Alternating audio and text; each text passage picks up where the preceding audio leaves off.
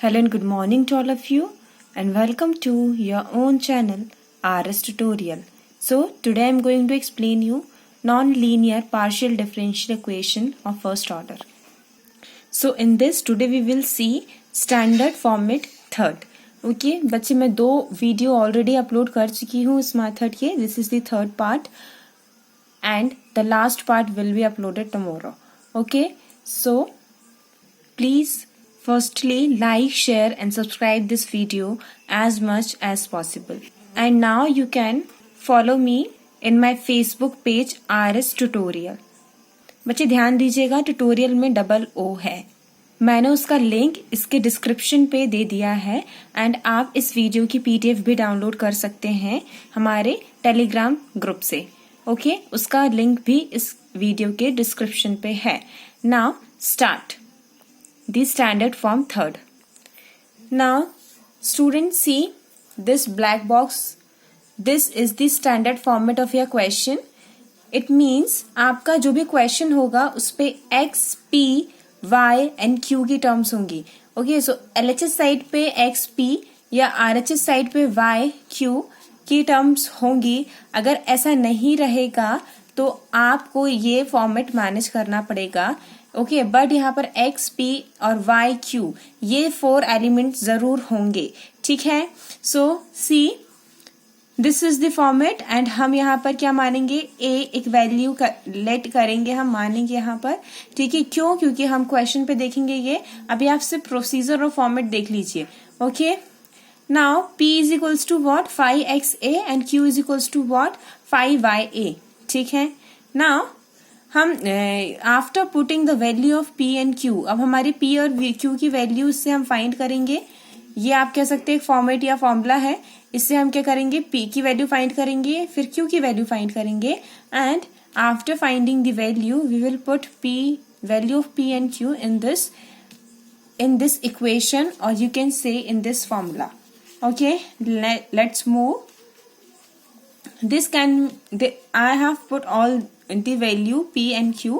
p और q की value बच्चे मैंने ये जो वैल्यूज है यहाँ पर डायरेक्टली पुट कर दिया है. That's it. Okay, and next term is, अब हम इन वैल्यूज को इंटीग्रेट करेंगे एंड इंटीग्रेशन के बाद जो भी सोल्यूशन आएगा that will our final answer. Okay, so this is the whole procedure. Just write this value in your page या फिर आप इसका पीडीएफ डाउनलोड कर सकते हैं टेलीग्राम से. ना सी द क्वेश्चन. बच्चे ये टाइप बहुत छोटा सा है. ओके, सो बहुत जल्दी ही ये फिनिश हो जाएगा. इसके आप बहुत सारे क्वेश्चंस को सॉल्व कर लीजिएगा. Now just see the format of your question. This is the question. Solve PQ is equals to XY. Okay. Now you can see यहाँ पर बच्चे LHS में आपको X और P वाला टर्म चाहिए है and in the RHS you just have to get the Y and Q term. But in your question आप देख सकते हैं P और Q एक साथ दिए हुए हैं and X और Y एक साथ दिए हुए हैं. But the right format is X, P and in the RHS side y q. सो इस फॉर्मेट में हमें क्वेश्चन को चेंज करना पड़ेगा. तो हमारा फर्स्ट स्टेप यही होगा. ये दिया गया क्वेश्चन है, हम सेपरेट करेंगे x y and q p x and q y को. अब देखिए हमने क्या किया है, यहाँ पर हमें क्या चाहिए y, तो हमने y वाली टर्म यहाँ ट्रांसफर की एंड q वाली टर्म यहाँ ट्रांसफर की and this will change in the denominator. Understand. अब हमारा प्रोसीजर बच्चे, आप यहाँ से ये एक बार जब आप नोट डाउन कर लेंगे देन आप टैली कर लीजिएगा. ये प्रोसीजर एकदम सेम चलेगा. अब हम a यहाँ पर लेट करेंगे a. Okay, and after letting this value r क्या है, a क्या है, एक आर्बिट्रेरी कांस्टेंट है. ठीक है, सो जब हमने a की वैल्यू पुट कर दी है तब हम p x को एक बार a के साथ इक्वेट करेंगे. ओके, सो हमने p x को एक बार a के साथ इक्वेट किया, we get the value of p. Similarly एक बार हम y बाय q को a के साथ इक्वेट करेंगे and you will get the value of q. Now हमारे पास p और q दोनों की ही वैल्यू है बच्चे और ये हमारा फॉर्मूला है जो मैंने वहां पर रेड बॉक्स में लिखा हुआ था.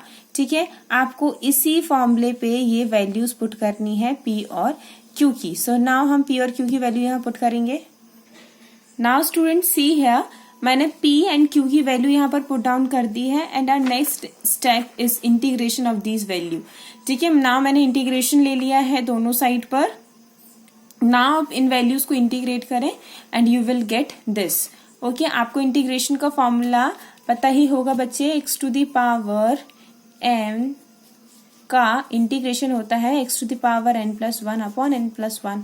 ओके, सो यही हमने यहाँ पर अप्लाई किया है।